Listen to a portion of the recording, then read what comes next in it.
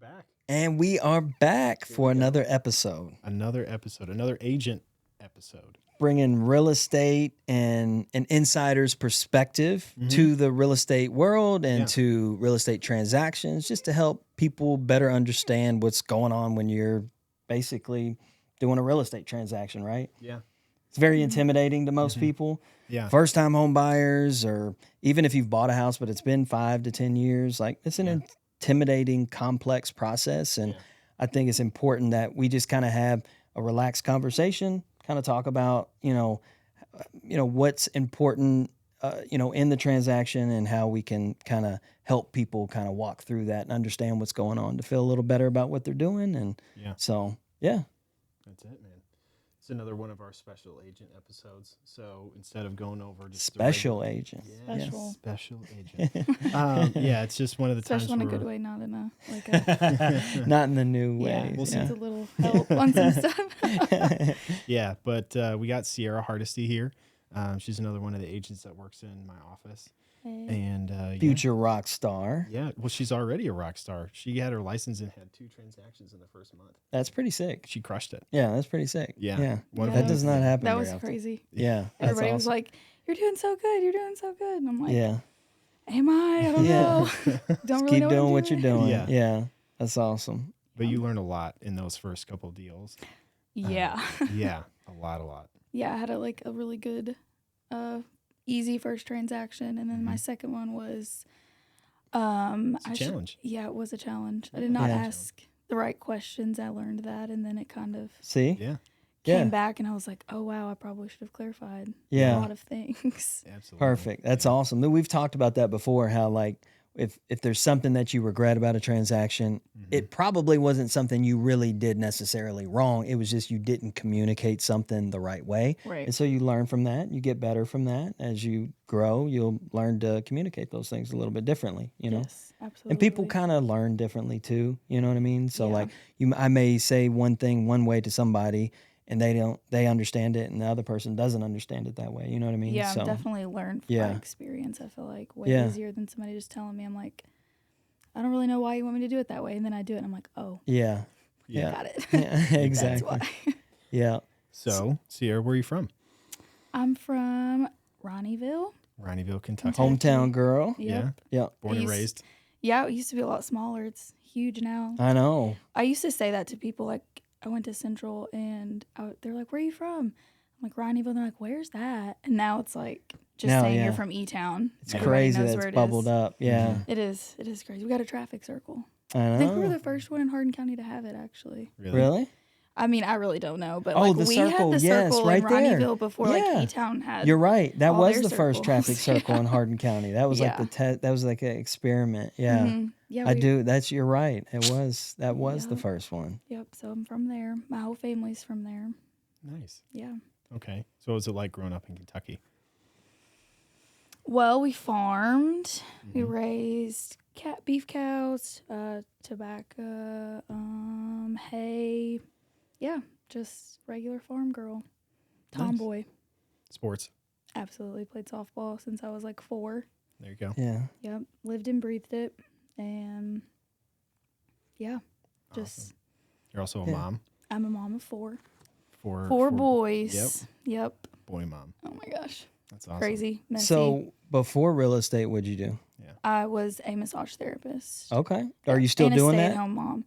On a little bit. Yeah. Do you really? I do it a little bit. Mm-hmm. Nice. I may have to book you. My back is jacked up right now. So I can help you out for sure. That's cool. So you still doing that? So do you like when you practice that? Do you like do you have like a chair or? I'm actually set up in a you place are? in E-Town. Okay. Yeah. Nice. My best friend owns a hair salon. Okay. So I started out in a PT, a physical therapy office, and then when I decided to stay home after my 3rd was born, I obviously got out of that.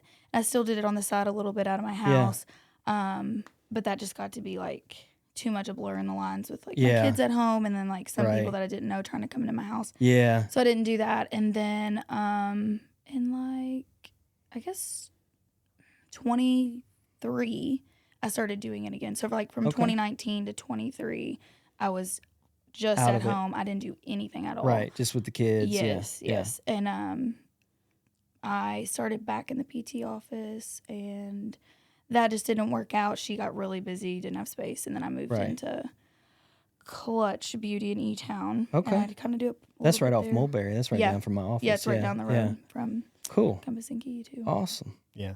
Yep. Sweet. What made you want to get into real estate? Yeah. Well, my dad was a business owner, and What business? well, he did fiber optic and just like boring, and so he's at construction. Yeah. But he also was heavy in real estate. Like he really? had built gas stations, he owned apartment complexes. Okay. So real rental estate homes. investor. Yeah, he did more of that, which is kind of like after I went to massage school, I did it for a little, like 2 years, and I was like, I don't love this. It's not that I hate it, but I didn't feel like that's where I was supposed to be. Didn't have a passion. Yeah. So by the time I really got, I guess, to a financial position of being able to look more into real estate investing, because that's really what I love and like want to do eventually. I just didn't really have the guidance for it. He passed away in January of 2018, so I didn't have any guidance on what to do. And I met Austin, and he kind of was like, you should get into like real estate, like be an agent, kind of get your feet wet, all that kind of stuff. So that's how I kind of got where I am. It took me forever to pull the trigger. I just like second guessed So until you bumped myself. into Austin, you had never really seriously thought about it per se. Not being a real estate agent. No, I had looked at several homes, thought about buying some rental properties. Yeah.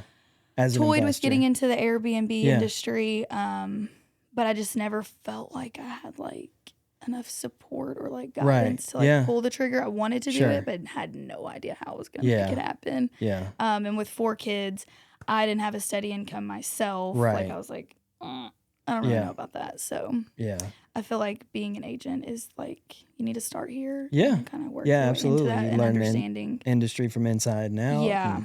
I never knew what was a good. I was like, maybe it's a good deal, maybe it's not. I'm like researching, and I'm like, I feel like working in the industry is like the best way to figure out how to be an investor, smart investor too. Yeah, and you'll be able to help your clients because you'll have that same perspective. Yeah. They're going to have those same thoughts and feelings that you've had before. Yeah. And now you can empathize with that and say, hey, I felt just like you did, but let me help walk you through this and guide you through this, absolutely. you know? So yeah, I think that's super important. That's kind of what we were talking to Steve about on the last one, was just having that empathy. You know what I mean? Like what your clients are feeling, and trying to like put yourself in their shoes ultimately. Yes. Try to help guide them through that. So yeah, that's cool. So like I feel like I've kind of bounced around in the last like 10 years on what I'm doing. Really? Yeah, that's all right though. You know, that's kind of part of life, right? You know, it's kind of figuring out where you fit in, and obviously real estate, you know, you caught on pretty quick. You know what I mean? Everyone is like, oh, you should have done this a long time ago. Like everyone I know. And right. I'm like, thanks for the insight. Like I would love to have known that. It's not, you know, I don't subscribe to that mentality. Like, I like the regret, because it's easy to regret, man, I wish I would have did this now. But it's like, I'm doing this now. That's all that matters. You know what I mean? And there's nothing wrong with, I've always told people, like, you can always change. It doesn't matter. I don't care if you're 40 or 50 years old. Right. You know what I mean? You like, can you can always do something different. Yeah, for sure. Absolutely. Yeah, that's cool. How scary was it to try to enter a brand new industry like this, or was it just exciting?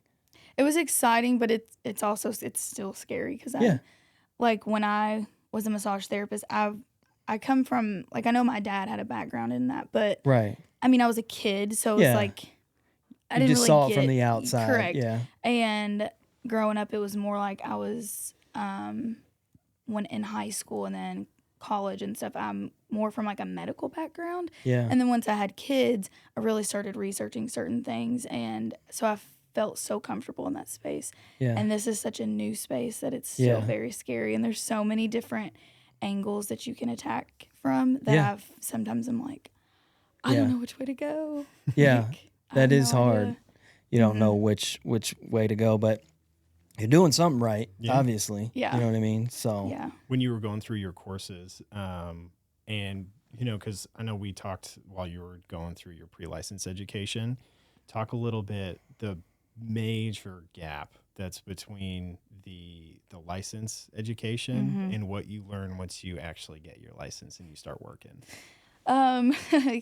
I feel like the licensing education part is literally you're learning about laws and so like black and white areas. There's no room for like actual situational things. Case scenarios. At all. Yeah. Like, I mean, they give you some, but they're so just like anybody could. Right. It's like process of elimination where I feel like in the real world, it's like that is not how things are. You don't.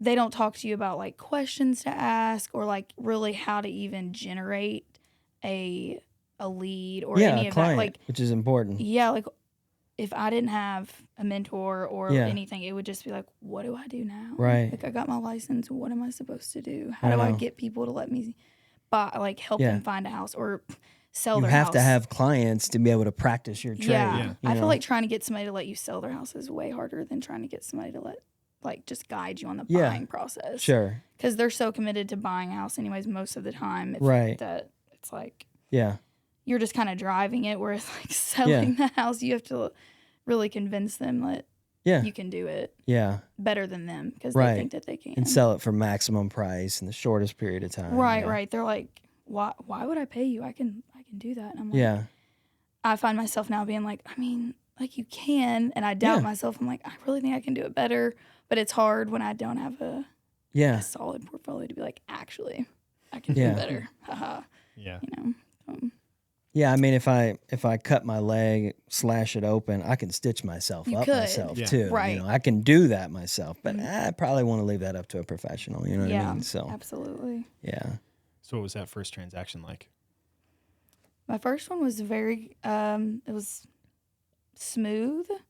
There were a little like just questions that I didn't know. Where'd you meet him? At an open house. There you go. They're from Alaska. Nice.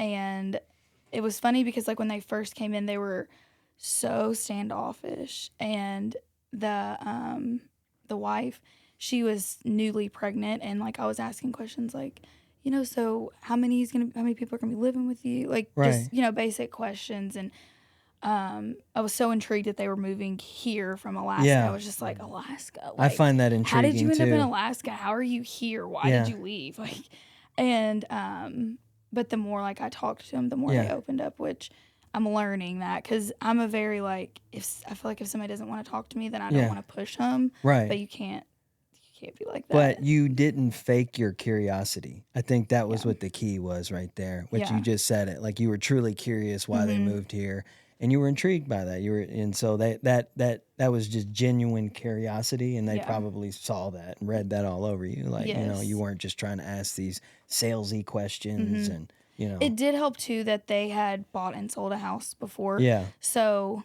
some of the questions that maybe like a first-time home buyer had, they didn't really have. They kind of knew. So I feel like that kind of helped me because I was so new that I was like, I hope you don't ask a question that I don't know the answer to. Yeah. Not that I can't figure it out, but that is like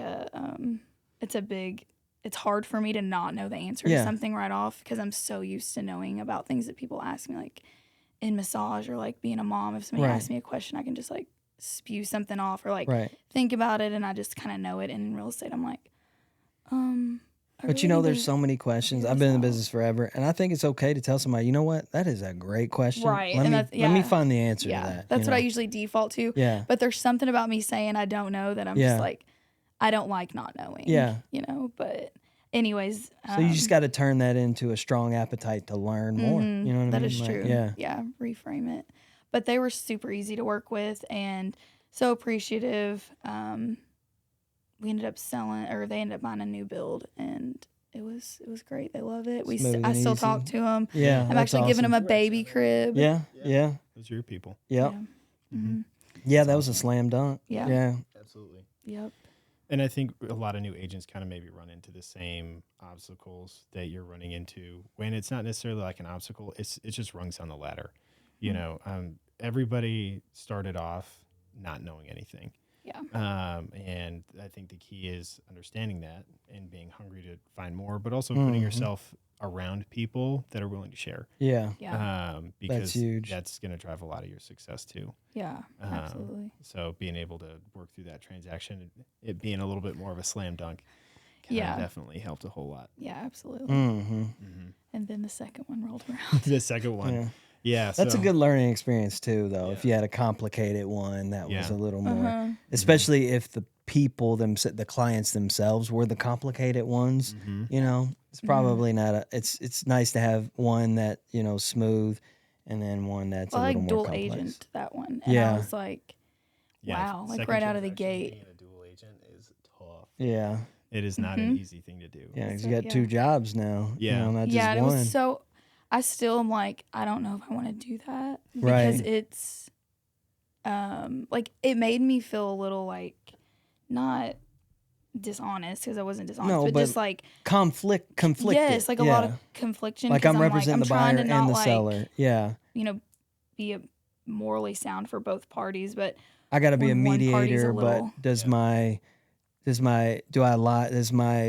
interest more so lie with the seller, or am I just a mediator here? You know what I mean? Like, yeah, yeah, yeah, We've talked about that a bunch of times where like the complexities of a dual agent, sometimes it's like, okay, how that concept of the agent going from representing one party to being the mediator between both parties is, it's something that people do all the time. But if you think about it, you're kind of like, I like, how effective is that really? I know. When you're dual agenting a deal, you obviously had the listing first, you had the seller first. So Right. right. it takes a very special person to truly kind of separate themselves Yep. from that aspect and really drive it right down the middle and mediate Right. between both sides. yeah, Yeah. I mean, there's a reason that some states don't allow it, Yeah. just because for Yeah. that very reason. I mean, put it like a court of law, right? Like if you had 2 people, like a civil suit, like could you represent, both parties? Yeah. But there are attorneys who serve as mediators for both Yeah. parties, Yeah, right? that And is so they true. try to help both parties come to a fair agreement. Yeah. So that's kind of what it is at the end of the day, right? Yeah. In a sense, that is true. A lot of real estate law in Kentucky defaults to mediation first. Yeah. So, that's pretty common. Yeah, But I mean, I think you did a pretty good job. I mean, both sides were a little bit more conflicted. So Yeah. that Buyers listing- and sellers were difficult. yeah. Yeah. I would say the buyer side a little bit more, but then towards the This end, was it a kind of second home, flipped. right? Like a cat. Was it a lake house or something? Yeah. Yeah, But the buyers were buying it for a second home. no, Oh, it was they a were primary moving there. residence. Yeah, they were Okay. relocating. But their transaction was like it was a second home. Yes. Mm. So like that's where I was saying I should have asked more questions. Like it came in, they were like, "Oh, we have cash, we have this and that." And I'm like, "Oh, cash, great." Mind you, this house had been on the market for a while, and they Really? Yeah. With a different agent. with a different agent, and Right. then I got it, and Crushed the marketing.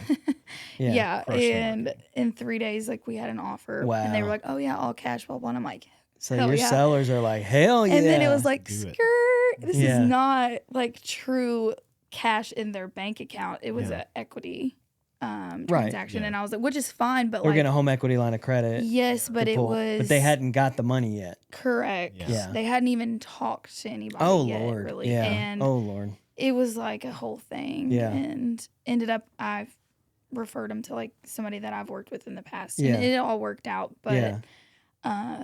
they kept trying. It was hard for me because I was new, and they wanted to like take control and do things, and then call me and say like, "Oh, well, this, and I did this.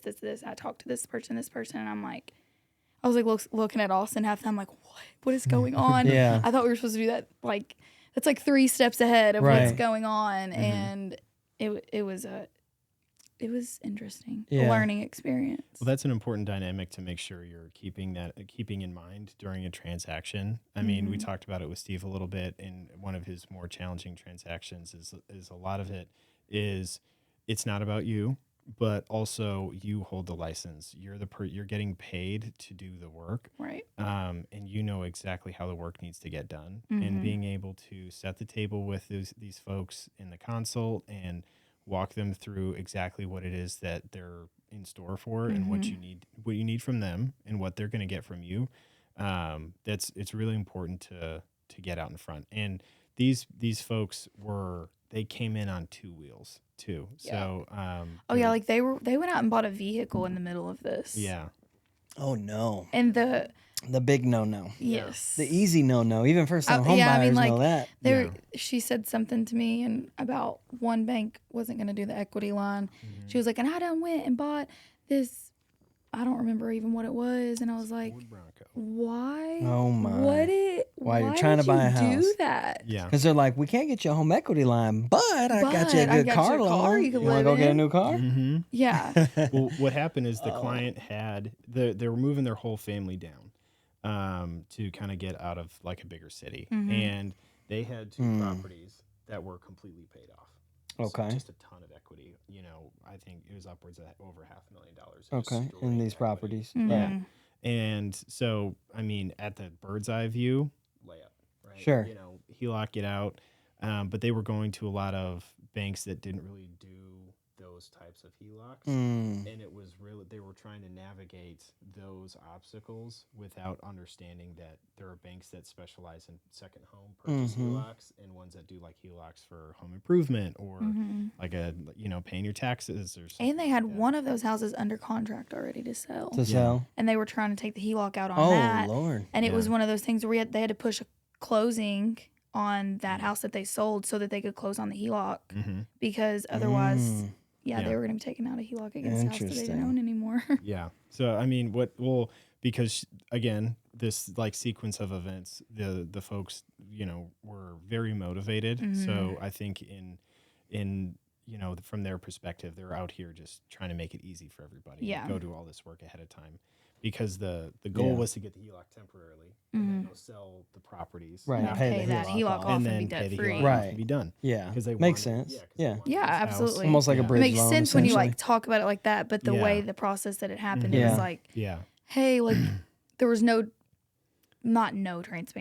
transparency, but it was Yeah. like they Right. would do something and then tell me about it instead of Yeah. being like, hey, we're thinking about doing this. Right. Yeah. What's your guidance on that? And Yeah. it would have just made things a little bit more So smooth. what would you have done differently now? Looking back now, moving forward, what did you learn? Like, how would you have handled that differently now? First off, when they said cash, I would have been like, what are we talking? Like, Yeah. you got cash in your bank account, or Right. you're selling a house and you're going to have cash, or Right. you're taking a HELOC. Like, I would have Dive clarified. deeper on those Yeah. questions. Yeah, Yeah. because I think that's another element of real estate that I didn't consider is Yeah. the loan aspect and like Yeah. how somebody's getting money. Financing. Like, yeah. in my head before like starting real estate, it's like if somebody's wanting to buy a house, they already have all of that done, Yeah. but they don't. They ever, do not. hardly ever. They hardly ever. And it's like, tell me about it. I'm my the lender. gosh. They Yeah, never do it I mean, I first. can only imagine. I've tried for how many like times you're like, I've tried for shaking your over head. a decade now to try to convince people to do it 1st. Don't put the cart before it, but they just don't. no, they want to find the house they want and Yeah. then start it, and it's like, And I kind of put it in it's a consumer mindset that, think about it, when you buy a car, do you go get pre-approved for your car loan first? I mean, I did, but I mean, that's beside You're the point. different. I mean, but the average yeah, person, I right? guess I already know what I'm. Right, like you go find a car, hey, I want to buy this car, and then you figure the financing out. True. I think people apply that same philosophy to homes, and I just it's not right, but this Right. is where it comes from, I think. That is you a good know, observation. and they just don't they don't realize that knowing what you're paying, and this is what we try to tell people, like, hey, it's not can you get approved for it. It's like once you get approved for it, this purchase price, it may not be suitable to what your payment is. Like, hey, I Right. got you approved for this $1 million home, but do you want a $5,000 payment a month? They're Right. like, oh, hell no. I want a payment of $3,000 a month. Okay, great. We need to start looking at these price Yeah. points then. When we That's what they need to know their and numbers. A lot of people too, like if they are pre-approved or already working with somebody, Right. and they just say, oh, I can afford Right. $1,500 a month, and it's like, okay, but that's just your principal. What Right. about everything else? Yeah. And I've you have The to- lender experienced- should have went over that when with them. when Yeah. I built my house in 17, I experienced a little bit of that because they were not upfront with me on closing The lender? costs. No. Yeah. And Happens all the time. the funny thing was the bank had a very personal relationship with my dad, and so it was like a slap in the face, and Yeah. it was a whole ordeal. It was going to end up being like, it was like $8,000 more than what we had Yeah. thought, and But they didn't go over it, right? No. So not to take up for the bank in any way, because but they're poor communicators. I think is what it comes down to. I don't think they were trying to like get over on you. I just think they don't have the foresight to think that like I need to explain these things to people. Right. You know? And I can't remember if the conversation, I don't remember if it was like they had given me an estimate of what it was going to cost, and then Right. all of a sudden it was like astronomically more. Right. I just remember being like, this was not told to me. Yeah. I am not doing this. Like, no, Yeah. basically. And, I mean, we got almost all the way to closing, and I was like, no, I'm not doing it. And I went to the credit union and closed it and got, I mean, my closing costs were what I was originally told. It was Right. like, I don't remember what it was. It was Yeah. $3,000 or $4,000. It wasn't super ridiculous. And I mean, there was the person like called my dad and was like, actually, no, they called me and they were like, I don't appreciate you wasting my time and like all this stuff. And Yeah. I like told my dad about it, and it was kind of funny. He was like, oh, okay, I'll make a phone call. Yeah. Yeah, but this is why it's important that, that's what we say. You connect people with good lenders who go over all this stuff on we do a pre-approval consultation. And when we do that, we go over all their numbers with them. Right. Hey, here's what you're going to need at closing, estimated needed at closing.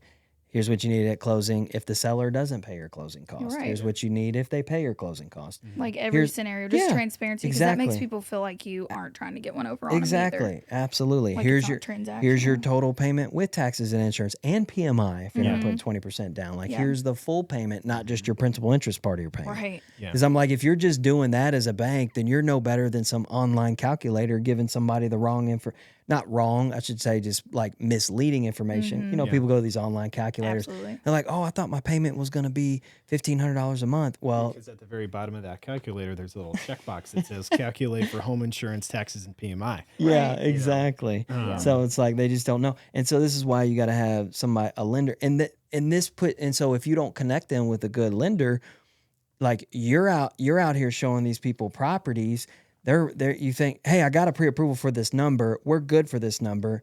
But then you go write an offer on a property, right? They go under contract. Then they talk to the lender to start the actual loan application. They're like, wait a minute, my closing costs are going to be what? It's going to be this. I'm going to need that. And guess what? They're calling you, say, hey, we got to get out of the contract. We can't do this house now. Right. Yeah. That is terrible. You know what I mean? Yeah. And it's nothing you did wrong. Right. Yeah. It's just the lender didn't go over that stuff with them. And this is why we hit on handing people off to the lender to get pre-approved before we show. And this is how we talk about it in training all the time when people are like, well, why do I need to go get pre-approved first? And, it's like 2 or 3 things. It's loan product specifically. That's the one that really people don't think about nearly as much, especially when it comes down to payment. Because, I mean, we live in central Kentucky. Half of the properties we sell are rural. And certain loans have, guidelines on the type of property you can buy. Right. Like you're not getting the condition of it. Or, Right. Like condition, Absolutely. you're not getting a single wide that's not put on a foundation without a certificate, especially if you're going like your regular FHA stuff. So product is really important. And, there's also options based off of product, because even if I have a good client that calls in and they're like, hey, we know kind of what we want. We bought a house before. Cool. Are we going FHA or conventional? And that's usually a huge question mark. And so it's like, just figure out the loan product first, because the rates are different based off the loan. And so are the closing costs. And that's why we as agents really need to get in front of that, because it gives us goalposts, right? Right. Because I mean, if we got a $300,000 property, closing costs are somewhere, $7,000 to $8,500. For FHA, well, for conventional, they might be a little different. Depending on because Ryan's a broker, he has access to a bunch of different big box lenders that have different products, and the rates and the closing costs change over time.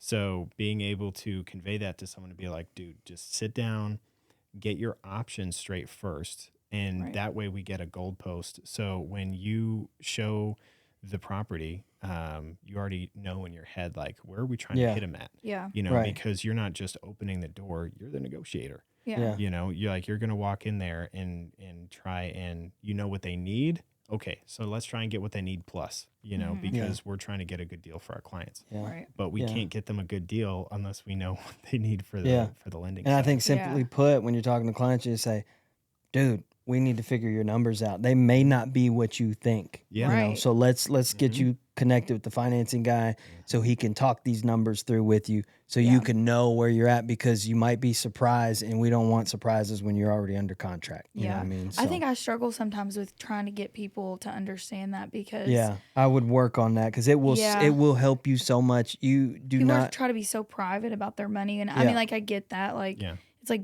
I feel like beating your head around here. Like, you just don't ask people about their finances. Yeah. But in a situation where you're trying to buy a house, like, I have to know. Yeah. You have to know as a lender. Like, it's not secret. You're not going out there and being like, I get people that talk to me and they're still trying to be private about their finances. Yeah, and you're like, I'm I like, have bro, to I need to know. help you. Like, help me help you. Right, You know what I mean? Like, come You're like in the on. middle of a pre-approval, like, okay, so what's your annual income? Enough. Enough. I know. It's just like, I'm like, oh my goodness. But, super large amounts. Yes. Yeah. But it's like, so I think that's critical for real estate agents to really get that part of their process down and learning how to convey that to the client to get that figured out up front. And it's not that they don't qualify. It's not that you think they don't qualify. It's just so they know their numbers. So when they're out house hunting, because you would not believe how many people will call me and be like, oh, we got our eye on this house. It's 300,000. We need to go ahead and get pre-approved now. We want to go ahead and make an offer on it. I'll work it up. I'll tell them what the payment is, and they're like, "Oh wow, no, that's way too much. Wow, can't do that. Yeah, can't do that. Okay, here, what do you want to do? What's your maximum? Okay, here. Okay, we need to be looking at 250. Yeah. Right? Okay, cool.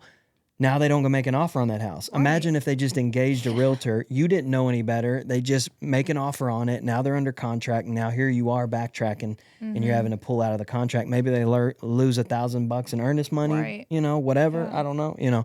So it's like just trying to convey to the client, like, hey, we just need you to figure your numbers out so you know where you stand and you know what price points to be looking at. And so, I think that's important. I think I see a lot of real estate agents skipping over that part because and these are experienced ones, not new ones too, that, like you said, they feel like they don't know how to convey that to them. And so they feel like they're being intrusive or something, or they're pushing them for something. And they're like, I don't want to scare them away. And I'm like, man, you gotta frame it that you're trying to help them. Right. Like, let me help you, and this is how I'm going to help you best, you know, so you don't have a bad good way to look at experience. it. You know what I mean? So, like, my job is to ensure that you have the best experience and you get the best deal you can for what you are comfortable with. You know? So, yes, I agree.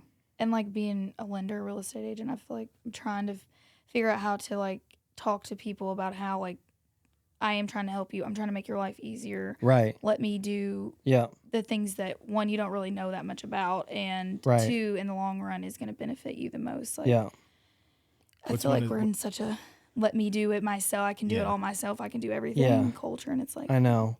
let somebody help you out. Help. Your team is so important, though. That real estate, that's what we were talking about that before. Like, having that real estate team to help you through that is like instrumental. And I think that as a real estate agent, you're QB, you're quarterbacking that, right? Like, so you got to figure out a way to structure your conversations to help them, you know, figure that out. You know what I mean? To lead them to that conclusion. So, That's the biggest thing that we talk about in training a lot when we're, honing the skills is what's the number one question that I always make sure we're asking in all of our transactions? Why? Well, why? Why this? Why that?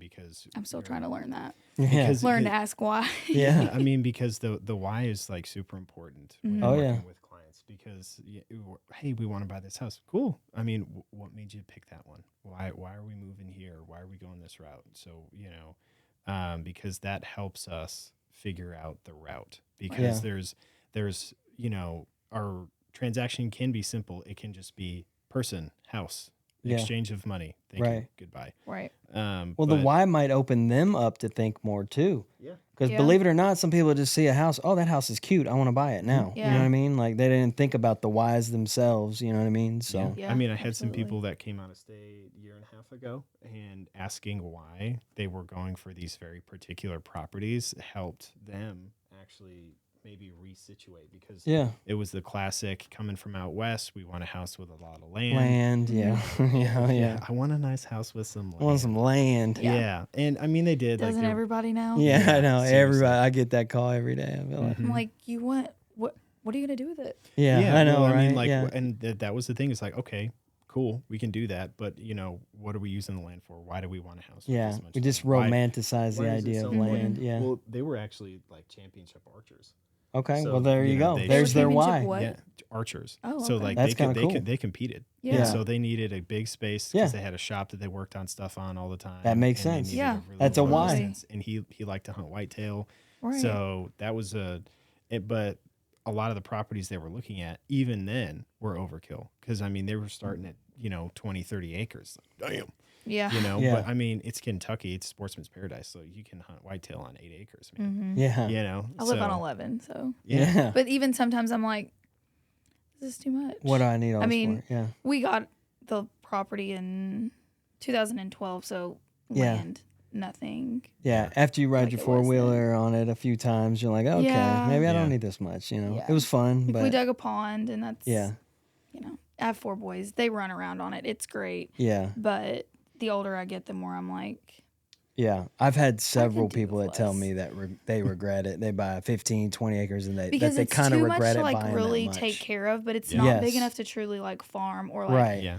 it's going to be a hobby. It's Yeah. not going to generate any Yeah. horse. But that type. hobby They've turns just into a full-time job. romanticized this idea of having all this And it's not like, land. if they're like, oh, we want cows. I'm like, They saw an 15 episode acres of ain't enough for Yellowstone. cows. Yeah. Like, it's hobby farming. It's going to cost Right. you more money. You're going to have to feed hay, like Yeah. grain. Like, you know what I mean? It's Oh, just yeah. like, They saw an episode of Yellowstone and they're like, that. that is what I want. That's what I want to do. It's a hell of a life. Not taking into consideration how big. Yeah. Like, Right. Yeah. And the farms and cost stuff and are all out that west. involved Yeah. and the work and Mhm. yeah, I mean that's a lot of work, man, maintaining all that. So mhm, yeah.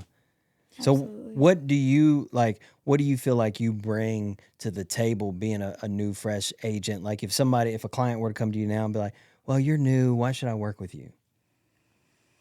Well, I think that sometimes in a lot of industries, you get into somebody who's done it forever. They always do the same thing constantly. Like, oh, well, we've always done it this way. And it's like, well, if you want the same results, just keep doing the same Yeah. thing over and over. So I feel like being new, I have a fresh set of eyes. I'm learning love new that, yeah. things. Just Yeah. no. just honestly like a fresh set of eyes. Yeah. And I feel like being a mom, I'm like, and I was a business owner, and well, still technically am, Yeah. but it's, I'm trying to think how to word it. Like, I have a level of like empathy and Yeah. multitasking and Right. just like, Yeah. Yeah. Yeah. No, I love it. A Yeah. lot of good qualities. Also, I was going to mention this if you didn't. You were born and raised in Hardin County, yeah, and that is such an underrated, level of experience. Yes, you just started selling houses, Mhm. this year, but you've been here your whole life.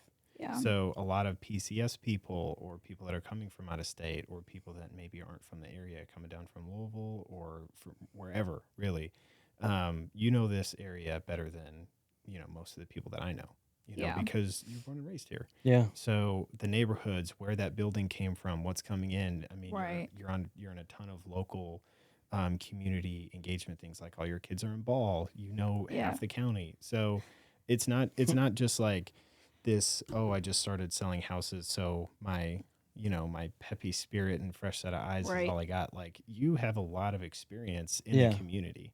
With where Um, people are purchasing their home. Yeah. Yeah, Mhm. like where they're from, what the schools are like. Yeah. Yeah. yeah. And like in that first transaction with those people from Alaska, Yeah. the husband was from like the Owensboro area, but he hadn't lived here. His parents still lived there, but Right. like he hadn't lived there in a while. But it was nice to be able, they were like, well, we want to be like 30 minutes from Knox. And I'm like, you have so many options. Like, Right.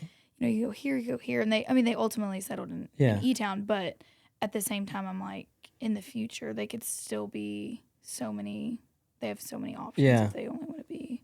And But I don't think people think about, I feel like a lot of people, like you're talking about PCSing, like they want to Yeah. be close to Knox, Right. obviously. Mhm. But For those that Knox don't is so know, centrally PCSing located, like you can get Right. what seems like you're far away from E-Town or Mhm. Radcliffe, Vine Yeah. Grove, Yeah. all that, but you still have that like quaint country living. Sure. But you're still very close Yeah. to everything. I mean, so, you go out the front gate and and a lot of people don't realize that about how everything is. Yeah. Yeah. So But yeah, no, that's a good point. Austin brings up a good point with that you have that knowledge, like you are bringing that to the table as well, and don't underestimate that, like, you know what I mean? Like, Yeah. I really don't think about it that much, if I'm being honest. Yeah, but you It's should. It's second nature. You should, Yeah. though. You know, Yeah, you're you a should. legitimate local Because that does, expert. that's an advantage for you, for Yeah. sure. Yeah. Mm-hmm. Absolutely. What was E-Town like before everything started getting crazy? Well, it didn't take me 30 minutes to go from one side of E-Town to the other.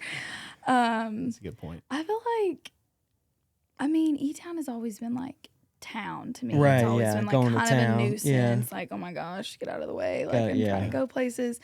But I feel like after COVID is obviously when everything kind of started blowing up in Really? E-Town. Yeah. And it's like everywhere you go, there's a Dollar General or another car wash popping up, but we don't have a good mall. Car I don't wash. understand that. Yeah, Like, I know, right? and then just like the housing market is going crazy. But I know like local or like family friends that are builders, contractors, that kind of stuff. It's nice to have them have that Yeah. relationship because I can talk to them about what they're about to do, what they're seeing, Yeah, like get things some they're market getting ready insight. to build. Yeah. I didn't even think about that too, because of all the contractors that you know. How many times do people in a transaction ask us for a good referral for Yeah. just someone Yeah. who's local in the community, plumber, electrician, general Right. contractor, Know 'em all. lender? Yeah. I know You know. somebody in almost every industry. I think. Yeah, that's awesome. Yeah. Yeah, that's good to know, man. That's gold knowledge, especially, yes, not just people just coming in. I mean, people that have been here. Somebody Yeah. always looking for something, you know? Yeah.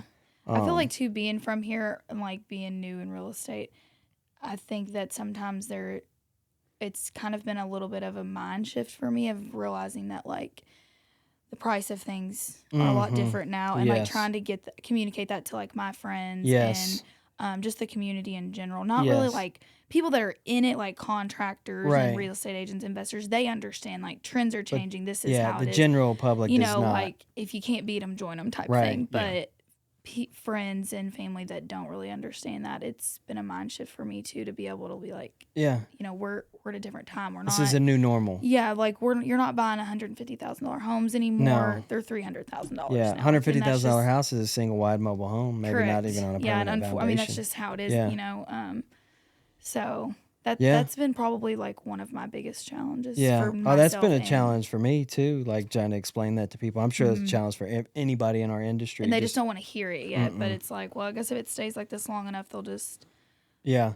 get it. This is why I brought up the point earlier or on the last one with Steve was about first time home buyers. Like normally it makes up approximately 30% of the market first time Okay. home buyers. I think this year it's going to be substantially higher. I'm guesstimating it could be 50% or Yeah. higher because first time home buyers don't necessarily come with that perspective. You know, it's people that have been True. here a while that see what it was before COVID and know, Right, and they're like waiting for yeah, that to go back down. right. It's like, Young first time home buyers. Housing market to crash. yeah, Right. I know when people say that, like, I'm just waiting for the market to crash. I'm like, why? Why would you like wish that? I I've don't got people that have understand. constantly been saying that. I had somebody saying that in 22, they still haven't bought a house. It's 25 now, you know. You So could have equity in this house, right, that you exactly. Don't have They've now. missed out on 100,000 in equity probably on the house they considered Right. initially, right? You know, Yes. so it's like I've tried to show people every way possible. I've tried to figure out every way that I could explain things to them with appreciation Yeah. and it's still some people it's starting to resonate, but some of Right. them just still aren't. Somebody, I can't remember when it was. It was a while back. They were talking about buying a house, and I was just like, you know, I don't think that you should wait. Like, this was before I was Right. even an agent or anything. And then like not too long after that, I feel like everybody kind of around here goes to like the Dave Ramsey theory of like debt. Right. And I'm like, Dave Ramsey even says if you can buy a house, buy it, because you can always refinance. Like, Right. you're losing equity, you're losing, Yeah. you know, investment power. Like, you're Exactly. just losing so much. Like, if you can do it, just do it. Yeah, Like, who cares exactly. What the If you interest can rate is? qualify Like, and you can you can't afford control it. that right now. Yeah, So- exactly. So lock in the home price that you can control. Right. Because that is going nowhere but up. Right. You know, so. I know. Unless we have a big crash that everybody apparently is Yeah. like wishing for. And wait, if you explain the reason how a crash happens to most people, after you logically break it down, most people are like, "Oh yeah, that doesn't sound likely." very good. I'm like, you have to have way more houses than you have buyers, Mm-hmm. so you would have to have multiple factories. Probably Fort Knox would have to close. You know what I mean? Yeah. Like Fort Knox closes, couple big factories close, then Everybody's maybe out of jobs. right. Like, Then maybe you create a housing crisis here, or right. a, They just a think it's going to crash. stay the way it is, and just Right. like the price goes. It's like not Right. If It's the not the housing stock market's market. going down, everything is Yeah, like it's not the affected. stock market, Yeah. and it's just not. It's not the same volatility. It's based on supply and demand, and So if you explain things, some people start to catch on, but yeah, it's a hard. I mean, it's going to be your toughest because if we're in real estate and we're explaining this to people, you need to buy now. You come across with commission breath. Right. You know what I mean? Well, Yeah. you just want to make a sale. Of course, you're going to say it's a good time to buy. And I'm Why saying, is that always like? I feel like I've really experienced that a lot of like, oh, you just want a commission. yeah, Do you not want to get paid for your job? That's Yeah. what I kind of like think in I my head. know, I'm like, yeah, it's not about that. I do want to help Yeah. you and I want to guide you, but like, I'm going to be I compensated for should be helping compensated for Right. that, and you don't see everything that goes on behind Right. closed doors. Like you. Yeah, my second transaction, how crazy the things were, and how many times I had to do something Right. different, or I had to make a phone call or wait on things. Like Yeah. you just don't see, and especially if you're selling a house, like it's your Yeah. listing, you don't see all the stuff that goes into it, and right. it's just like I feel like people are a little just Yeah. like rude about Yeah. it. They're just like, Oh, oh, I just want a absolutely. commission. I'm like, What's one of the hardest things that you do as an agent that people don't really know about? oh gosh, I don't know. That the average consumer might not see. Yeah. I feel like it's just like it's probably like the paperwork. Yeah. I feel like Yeah. I feel like that's with most jobs. Like you don't see all the paperwork. Stuff behind the scenes. Yeah, Yeah. just behind the scenes stuff that like. Yeah. there. Peek behind the curtain. Yeah. That's why I think it's. What would you say?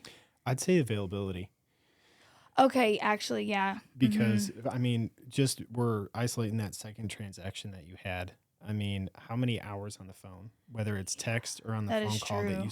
that you spent with both of your parties, right? Yeah. Sellers and buyers. Like 10, 11 o'clock at night, 6 in the morning. Mhm. Yeah. I was getting all the stuff. calls, text, emails. And like being new, I don't want to like, Yeah. oh, I'm out of office, you know. Yeah. Yeah. Well, and as a good agent, But like it's that's hard. part of what the money's for is being Right. available. Available. Yeah, And that I is mean, true. Yeah. Yeah. I take my statement back. Availability. Availability. Yeah. Yeah. Yeah. Well, and it also like when people see how hard you work, even though you're new, you have 4 kids, and they're, I mean, how many of them are in sports? 3. 3 out of 4 are in Mhm. sports, and you have all of their lives to coordinate and take care of, and you're still making time to make sure that every single one of your clients is Yeah. being able to be in contact with you. Yeah. so that I've their had to stuff walk stays away up. from so many ball games in the last couple weeks just for phone calls Take a and phone stuff. call. Yeah. Yeah. And like I miss my kids batting and stuff, and that stinks. But Yeah. you know, that's And- just again part of Right. part of it. And Yeah. some people don't see that too. Yeah. No. That can be frustrating too, because a client, they take you away from that. And then all of a sudden you find out that client's working with another agent or Yeah. doing this. And you're like, wait a minute, I just walked away from my Had kid. one, just had one of happened. those. Yeah. we had one of those. And you're like, son of a bitch. Yeah. You know, like, Yeah. I'm like, are you serious? Like, Yeah. so, just like- I don't know. Maybe you find it a way to, frame it to people like, hey, I want to, like, can I get your full commitment? I'm going to give you my all, Mhm. all my availability, everything. But all I need from you is your commitment to know that you're going to work with me, and I'm going to deploy all my resources, time, Yeah. and effort to make sure that I am your go-to, Well, any And I- guidelines say we have to have it in writing now. Yeah. We got to have signed buyer agency agreements. Yeah. Yeah, that's true. We run into it sometimes where Yeah. buyers will sign with an agent, contact another agent, sign a second agreement, And like no, and there's not no tell- like So does that get enforced? Yeah, I mean, so the first agreement is the one that is Right, but would it Yeah. even get enforced? But if Like that if other they go agent with that doesn't other know agent? it exists, Yeah, like I mean, exactly. you If know, she it leaves, puts goes you with in a another agent. Right. legal situation. If Mhm. Right. Now that you have to information's you're never going to enforce divulged to that you. after you see them close with somebody. You see a Mhm. picture on Facebook. Hey, I Yeah. closed on my house. kind of What do you do now? Do you Yeah. enforce that? you can Yeah. Mhm. yeah you can. Do you think it we gets articulate- upheld? I mean, every bit of those forms Oh. are meant to be upheld. Yeah. So I mean, we write all of that stuff in on purpose, and we do that stuff ahead of time where it's either a flat fee or it's a set commission percentage. Right. So, you 100% have the ability to go be compensated. Yeah. Now, some of that stuff is going to be a case by cases. The commission just takes that stuff into mediation. Yeah. But I mean, we use, Or you just bill them for your hourly. Just send them a bill in the mail. Here's my Right. hourly rate, $100 an hour. Yeah. You know. Here's Yeah. my referral fee. Yeah. That's the whole thing. Yeah. yeah. I mean, yeah, all that stuff is going to be really case by case. But I mean, we use particular forms that are provided by the MLS because they've been looked over Yeah. by the law offices because Right. there are binding agreements. Yeah. You know, because and it doesn't just bind them to us; it binds us to them. Yeah. Mm-hmm. And You know? I think some clients are rude, Yeah. but I think many of them are not rude. They just don't know. They don't know.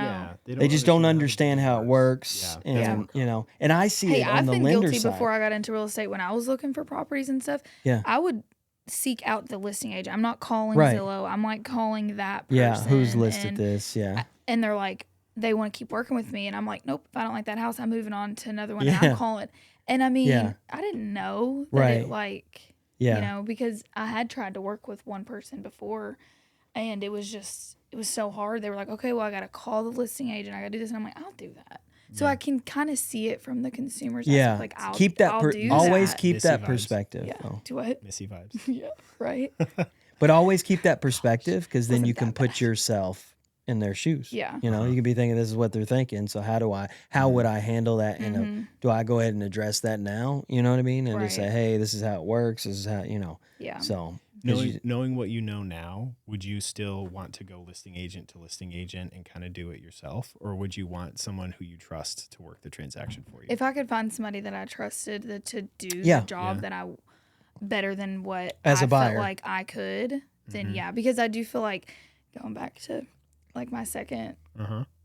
I understood her reasoning of like she felt like she was taking care of herself. yeah. Yeah. And I feel like that she probably had never had the best experience, and so she was like, "I'm gonna make sure all my I's are dotted and my Yeah. T's are crossed." I got that. It was just the approach was a little harsh. Yeah. So I feel like if I get why people do it, and if, Yeah. if as a consumer, if I could find an agent that actually did Yeah. what I expected, then Yeah. I Just would don't ever call like around. these perspectives, like 5 years from now, 10 years from now, don't ever lose these Right, right. perspectives. Just always hold on to them. That's the biggest thing, like advice I can give Yeah. people.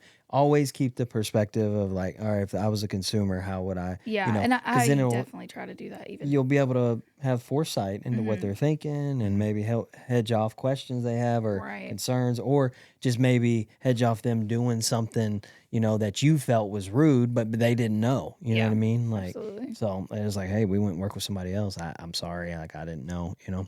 Mhm. I've had clients, because I see it a lot. I see it a lot Do on the you lender guys have side. anything in the lender side that says like they can just tuck tail? Any day. Yeah, mean, any day. Only have thing I done can that say myself, is, but- yeah. Only thing I can say, I try to say like, hey, if we're doing all this for you, like, I just want to know, like, I'm gonna let you know. There are certain people. Mhm. I don't use this all the time, but some people I say like, hey, like if they're like, if they want, they're like, we're gonna shop around and say, hey, I want to deploy the full resources of my office to be able to do the best job for you and have you prepared to have the best experience possible. But I can't do that without your full commitment. Yeah. So if I can't have your full commitment, then you I know, feel like coming at somebody like that Yeah. or presenting Right. it that way is what people they don't, it's like they can't articulate that that's what they want, but that's Right. what they want. right. So I feel like even as an agent, that's what I want to make sure like. I'm So getting that's out kind of there to how I people's- word it Yeah. when I tell these people, because we don't have any contractual agreements or anything like that. It's just Yeah. they could skip on us anytime, and they do all the time. Right. And then they'll call me and tell me they had a bad experience and wish they would have went with me. But you know, it is what You're it like, is. well, Yeah, it's like, dude, gotta I learn the told you. hard way. Yeah, I yes. know, right? See you Like, next time. Yeah, exactly. So it's but you know, on the lender side, I'll get these random calls from the client or even another real estate agent. They'll be like, hey, I'm working with so and so client, and I'm thinking, wait a minute, they're not working with this other agent now? Like they just switched, and I get the call because, hey, I need a pre-approval letter because they're about to make an offer on this property. And I'm like, who is this agent? Does that still happen? Yeah. Of the buyer agency agreement stuff? You know, I haven't noticed. You know, that's a good question. Because that used to happen Now, all the time. yes, all the time. Yeah. I haven't, since the buyer agency stuff, honestly, I really haven't noticed it much. That could be totally coincidence. I'm trying to think. I'm trying to bring up my memory. Yeah. I don't recall, but I feel like it's had to, man, because it seems to happen so often. And I'm like, have you told so-and-so agent? Like, did you tell them you're working with somebody else? Right. Like, no, I haven't yet. But yeah, it actually, yes, it has happened recently. It's happened in the past, probably past month with somebody. Yeah, now that I'm thinking about it. Oh, that's wild. Yeah. And they ended up writing a contract with this other new agent too, and they were working with another agent. Yeah, that referred this client to me. I got them pre-approved, and then they ended up going to another agent. So of course, like the agent that referred me, I'm like, hey man, you might want to call them. Like they're working with this other agent.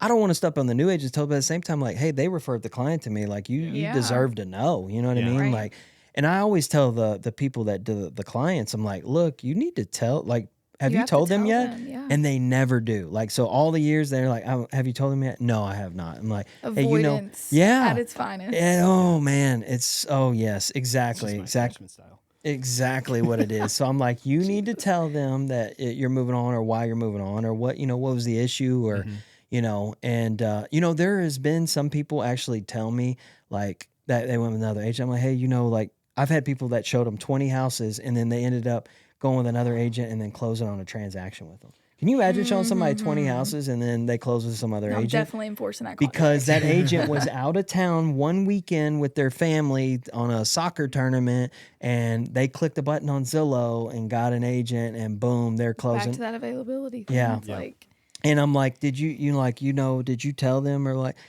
I've had clients say, I didn't know they were full commission. They're not paid. Like there's people that think that real estate agents are on salary or hourly. Yeah. No joke.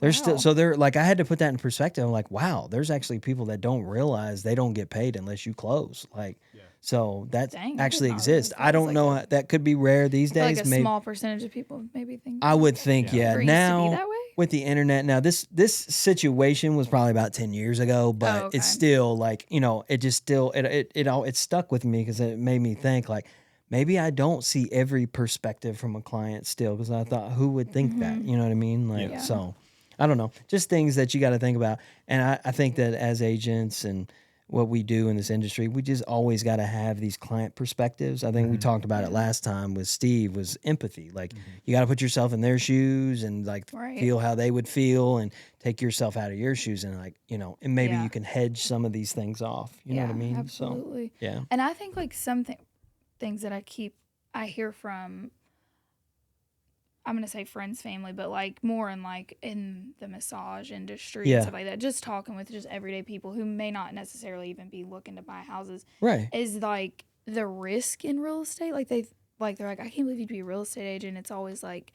feast or famine. And I don't know how to respond to them because I haven't been in it long enough to be like, yeah, you are right. But I kind of feel like I want to get like your take, Austin, on that. Like, do people tell you like, I can't believe you would choose such like they put it as like it's a volatile industry, like, or career choice. No one's really said that to me,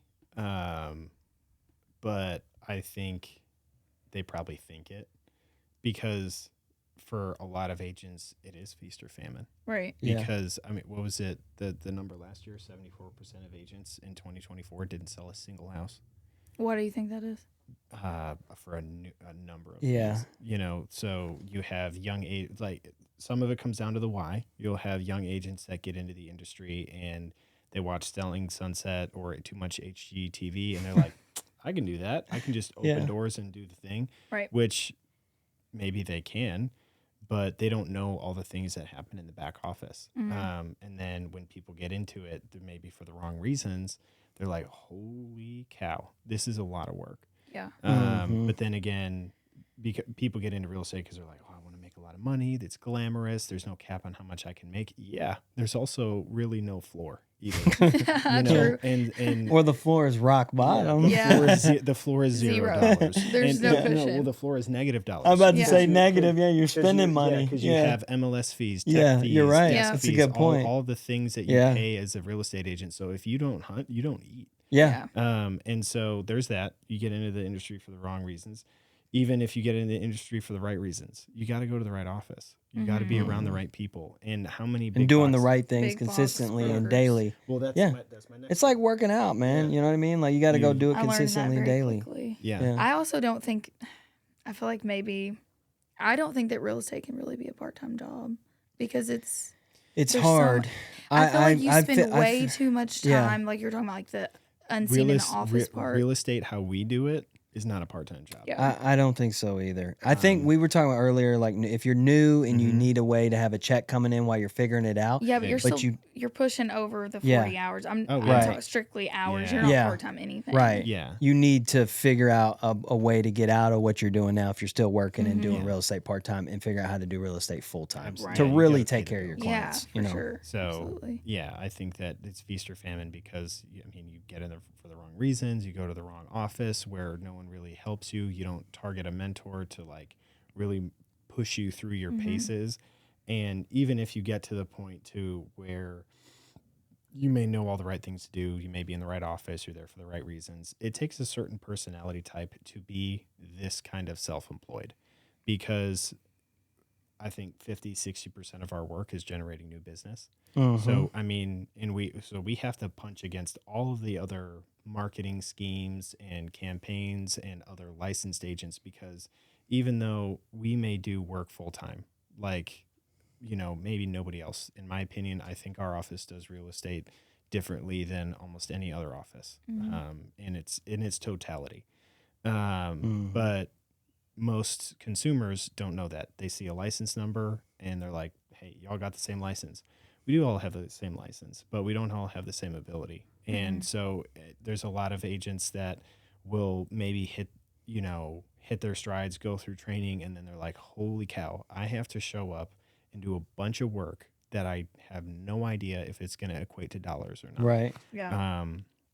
And that's The scary. marketing aspect, It's Yeah. tough. they don't teach that in the course. No. And that's None almost the of most it. important aspect, right? Yeah, I mean, Like, like I'm like, man, do I need to go get a marketing? you can't degree? practice Yeah. your profession if you don't, market and generate leads, Yeah.